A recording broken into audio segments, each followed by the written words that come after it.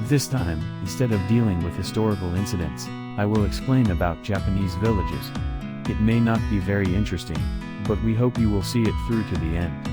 Until just 100 years ago, more than 90% of human life was lived through agriculture.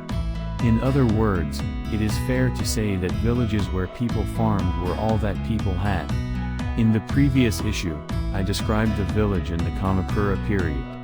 The Kamakura period was a time of true village formation, when people crowded together to form villages. The formation of these villages greatly changed the nature of society. In this article, I will explain the history of villages in the Muromachi period after the Kamakura period. During the Kamakura period, the samurai of the shogunate were appointed as Shugo and Hito. They had the right to police the land, collect taxes, and judge. They were in a position to serve the shogunate as well as the traditional lords of manors and national governors of the imperial court. In particular, Hito had the right to collect taxes, and they gradually encroached on manor lands owned by nobles and temples, bringing them under their control. They were samurai and had violent power. The aristocratic lords of the manor did not have the power to oppose them. The formation of villages, as explained in the previous article, is closely related to the dismantling of the manor by the Hito.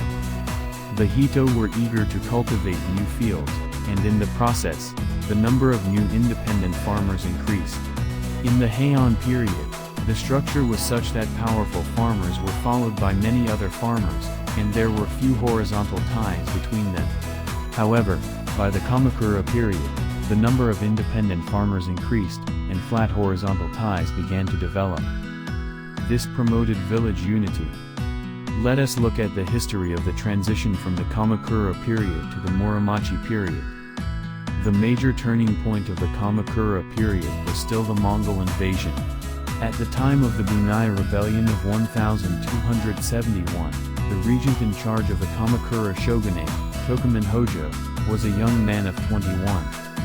He ignored repeated recommendations from the Yuan for tribute, and war broke out between the Yuan and Japan.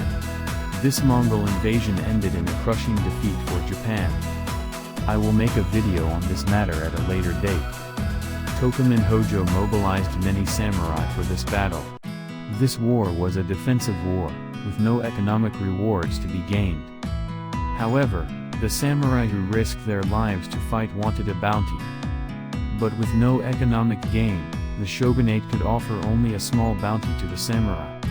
This was an opportunity to seriously undermine the master-servant relationship between the shogunate and the samurai.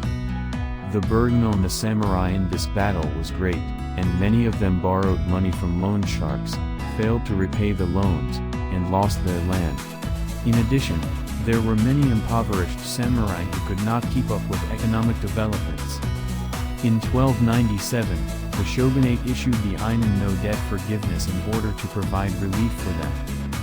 This decree nullified all previous debts and ordered that the land be returned to the samurai. The samurai were delighted by this policy, but not so much for the loan sharks who lent them the money. Such an order would seriously damage the credibility of the government. The loan sharks would be unable to lend money to the samurai for fear of another such policy. This left the samurai without a place to borrow money, which in turn made their lives difficult. Despite the growing dissatisfaction of the samurai, the shogunate suppressed them by force. It was against this backdrop that a man of the time sought to overthrow the shogunate. His name was Emperor Gado-go. Let us talk about the imperial court in the Kamakura period. In the Kamakura period, the imperial court, defeated in the Jokyu rebellion, had lost real political power, and the succession of the emperor could easily be overturned without the permission of the shogunate. When Emperor Go-Saga collapsed in 1272, his children disputed the succession to the throne of the next emperor. In order to settle the matter peacefully, the shogunate adopted an ambiguous policy of selecting emperors in order of descent from the line of descendants of the two brothers. Then, in 1318, Emperor Gado-go ascended the throne. He was a heretical emperor who aimed at the emperor's parental rule. He believed that the retired emperor, the regent, and the shogunate did not need to interfere in politics, and that a tyrannical political system in which power was concentrated in the emperor alone was the ideal form of government for Japan. He sought to overthrow the Kamakura shogunate, which had a policy of having emperors from two families in turn, in order to have his own son succeed him as the next emperor. Thus, in 1324, the Shochu no Hen, a coup d'état against the shogunate, was attempted by the emperor. This plan was leaked in advance by a tip-off and was suppressed before the coup could take place.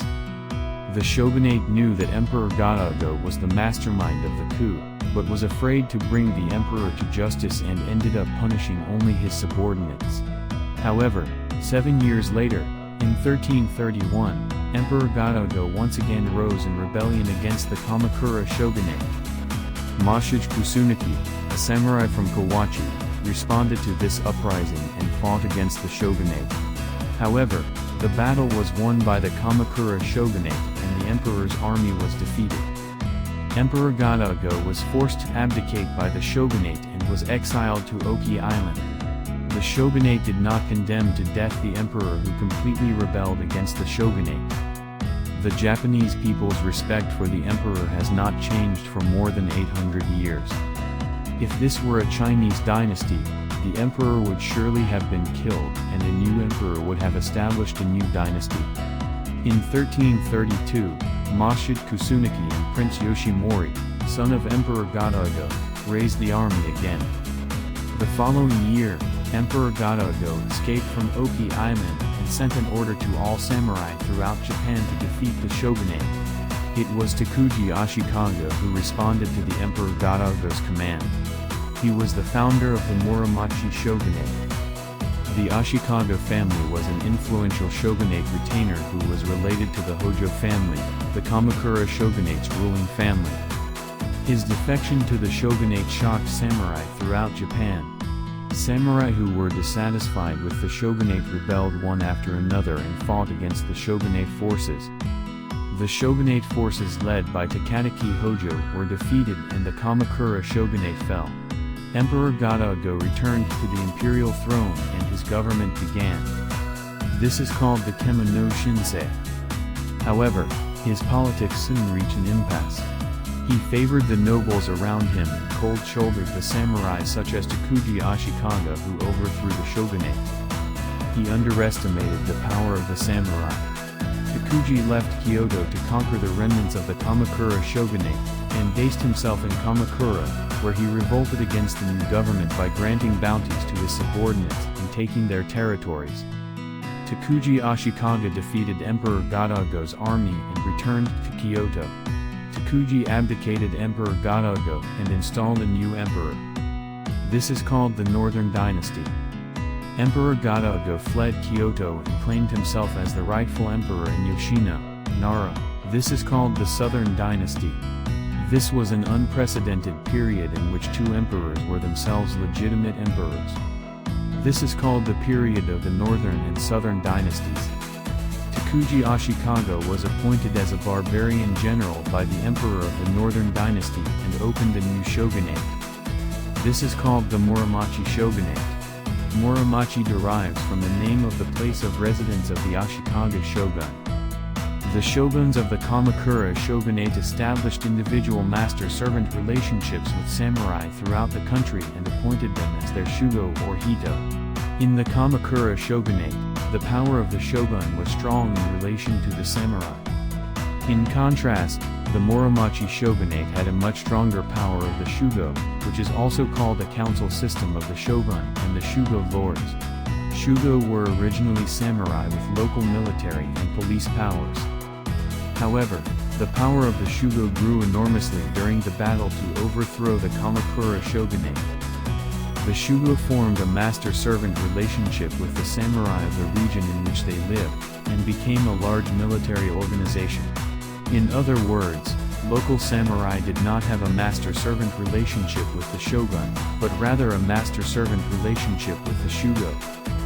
Throughout the Muromachi period, the shugo took in local samurai and became the lords of their respective regions. They were called shugo-daimyo. In the Sengoku period, they became Sengoku daimyo, and fought to unify the country.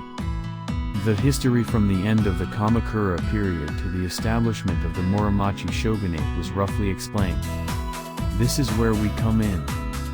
This historical process and the growth process of the village are greatly related. From the mid-Kamakura period, villages called souson, which are aggregations of independent farmers, were established. They were small-scale farmers who could manage their fields independently with servants, slaves, etc. The tax was collected from them by hito, or samurai, appointed by the Kamakura shogunate. They, the hito, became the samurai who settled in the land to which they were appointed and put down roots there. They became the leaders of the souson. They were called kokujin. These kokujins were ruled semi-subordinately by the shugo, or lord of the manor. Conversely, they sometimes rebelled against the shugo's rule through the military power they gained by holding the upper class of peasants under their control as local samurai, or by cooperating with neighboring kokujins. As mentioned earlier, these kokujin were gradually taken in by the shugo and became their vassals. Most of the famous Sengoku daimyo's subordinates came from influential kokujins in the region who were promoted by the shugo. In order to bring these kokujin under their control, the shugo went to great lengths. Let us now discuss the souson of the Muromachi period, which were linked under the kokujin. Souson consisted of peasants who were able to earn an independent living. They did not include the menial farmers and slaves who worked under them. Their leaders were called elders, people of great age and experience. They were basically equal and had a strong sense of solidarity. A meeting was held in souson to discuss a problem that needed to be resolved. The meeting was held at the shrine in the center of the village and was attended by all members of souson. In order to maintain order in the souson, each souson established its own rules and regulations. Those who violated souson rules were subject to banishment, confiscation of property, corporal punishment, or even death by consensus of the souson. Theft and assault were serious offenses, often resulting in the death penalty. In earlier history, these trials were conducted by the ruling lords and jitos. However, once sousons were formed, they conducted those trials themselves. Taxes were also collected by manor lords and jitos from individual peasants, but once souson villages were formed, the rulers began to collect taxes on a village-by-village basis. This meant that souson were a group that the rulers could trust. And if there was a shortfall in the collection of taxes, it meant that the entire souson would be held responsible. In souson, the forests and mountains necessary for daily life were considered common property of souson. In addition, the shrine, the spiritual center of the souson, was managed by the souson, and in order to obtain the money necessary to maintain the shrine, it was common in many areas to establish a kondo for communal cultivation. The strong solidarity of the souson made it possible to make demands on the ruling class. This demand activity is called a revolt. The revolt here is quite different from the revolts that took place during the Edo period. As will be explained later, most revolts during the Edo period were organized to seek relief for impoverished villages. However, the revolts of the Muromachi period were revolts that were initiated by sousons with a heightened sense of autonomy to assert their own rights. The socially accepted idea at the time was that land and goods should return to their original owners. This was called debt forgiveness. In 1428, there was a change of shoguns in the Muromachi shogunate and the death of Emperor Shoku, and the Omi transporters began to cry for debt forgiveness. The sousons of the Kinki region responded to this, and a revolt broke out throughout the Kinki region. They were struggling with debt and demanded debt forgiveness by tying it to the replacement of the shogun. This large-scale revolt is called the Saito no Doeki. It was the first large-scale revolt by peasants in Japanese history. They broke up moneylenders, wealthy liquor stores, and other businesses. Before the creation of souson, the peasants were not united, and their only means of resistance was to abandon their fields and flee. The advent of souson gave them the power to assert their rights. Souson has had a strong influence on the Japanese national character. To live in Souson, it was important to respect one's surroundings. Do not cause trouble to those around you. This is a moral that even today's Japanese are taught from kindergarten. This moralistic attitude of not bothering others and living in harmony with one's surroundings must probably have started with the emergence of souson. Even in 2023, when the coronavirus has begun to end, Japanese people are still unable to take off their masks. This is even though no one in the world wears a mask anymore. It all boils down to the fact that we are concerned about the reaction of those around us. We don't want to spread viruses around. This kind of thinking is so ingrained in the Japanese mindset that many Japanese still cannot take off their masks. This idea must have taken root in the people who made up souson. The existence of souson was highly autonomous. The souson, which flourished during the Muromachi period, soon had to be dismantled. This was because the Warring States period began with the Onin War. The shoguns took under their control the kokujin who were rooted in the area and transformed themselves into shogaimyo. They controlled the kokujins, borrowing people from sousons and gathering the number of people they could borrow for war. In the process, the shogaimyo strongly controlled souson. Souson villages became less autonomous, and the number of revolts demanding debt forgiveness gradually declined. However, the village structure left behind by souson continued into the Edo period, and more specifically, into the Showa period of the 20th century. It was also thanks to the creation of souson that Japan was shaped. In the next article, I will explain the appearance of villages in the Warring States period. If you enjoyed it, please subscribe to the channel and click the like button.